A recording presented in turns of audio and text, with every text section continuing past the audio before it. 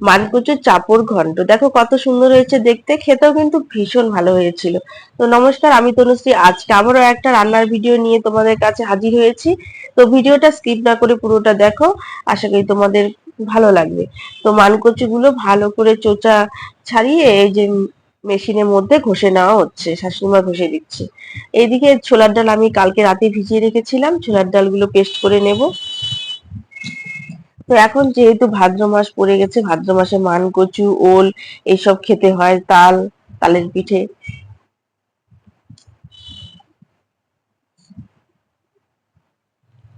মানকচুর যদি আরো নতুন নতুন রেসিপি তোমাদের জানা থাকে, অবশ্যই কমেন্টে জানাবে, আমি সেগুলো রান্না করার চেষ্টা করব। তো পেস্ট করা হয়ে গেল, আর এদিকে আমার দেখো মানকচু কাটা রেডি, এখন আমি এগুলো সেদ্ধ করে নেব।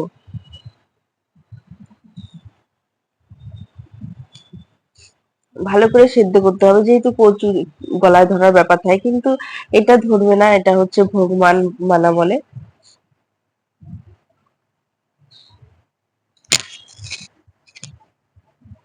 তো আমি এখানে সেদ্ধ করে নেব ভালো করে। আর এদিকে আমি মশলা পেস্ট করে নেব। আদা, জিরে, তারপরে ধনে, গোটা গরম মশলা, তেজপাতা, আর শুকনো লঙ্কা দেইনি, কাশ্মীরি লঙ্কা দিয়েছি, আর কাঁচা লঙ্কা অনেকগুলো দিয়েছি যাতে একটু ঝাল হয়, পেস্ট করে নেব। এদিকে আমার মানকচুটাও সেদ্ধ হয়ে গেছে, আমি একটু হাতের সাহায্যে চাপা দিচ্ছি যাতে জলটা পড়ে যায়। এদিকে আমি পেস্ট করার যে ছিল ডালটা, সেটার মধ্যে লবণ হলুদ দিয়ে, পরিমাণ মতো লবণ হলুদ দিয়ে, এই যে কড়াইয়ের মধ্যে তেল দিয়ে দেখো, হাত দিয়ে প্রথমে ভালো করে গোল করে দিলাম, এখন এই যে খুন্তির সাহায্যে করছি।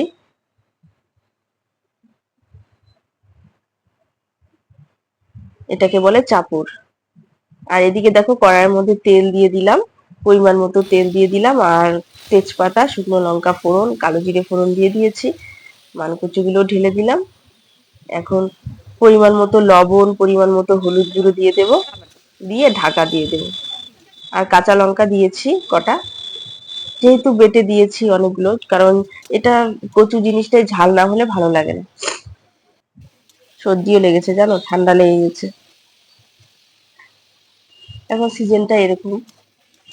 তো এই দেখো আমার ভাজা কিন্তু হয়ে গেল, এখন আমি মশলাটা দিয়ে দিলাম। মশলা দিয়ে আর ভালো করে কষিয়ে নিতে হবে। হালকা জল দিয়ে দিলাম, জল দিয়ে ভালো করে কষিয়ে নেব।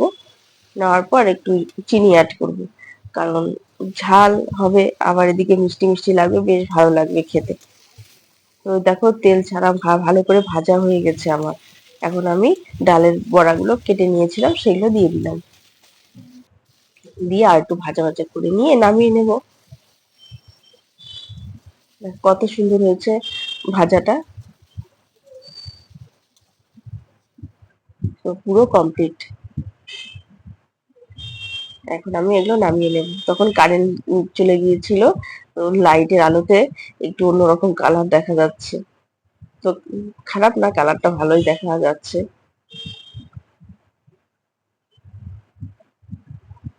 কয়দিন থেকে এই অবস্থা, কারেন্ট যাচ্ছে আর আসছে। তো এখন দেখো এই যে ভাতের সাথে মেখে নিয়েছি, এখন খাওয়ার পালা। দেখো কত সুন্দর হয়েছে না? তো কেমন লাগলো ভিডিওটা অবশ্যই জানাবে, আর ভালো লাগলে একটা লাইক, কমেন্ট, শেয়ার করে দেবে। দেখা হচ্ছে নেক্সট ভিডিওতে। এখনকার মতো